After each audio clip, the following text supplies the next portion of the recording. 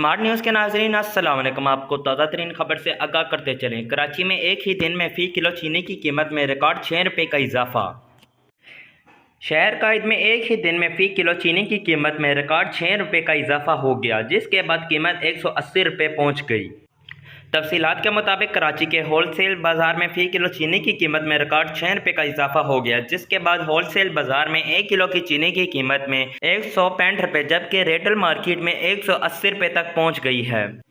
Wholesale grocers association के chairman Rauf Ibrahim ने बताया कि 1 अगस्त से अब तक चीनी की फ़ी किलो कीमत में 21 रुपये का इजाफा हो गया है और सिर्फ एक ही दिन में अक्समल कीमत में भी एक दिन में 5.5 रुपये और होलसेल बाज़ार में चीनी की कीमत में 6 रुपये का इजाफा हुआ है। रऊफ इब्राहिम ने चीनी की स्मगलिंग की वजह से डर है कि डबल सर्जरी क्रॉस कराई जाएगी।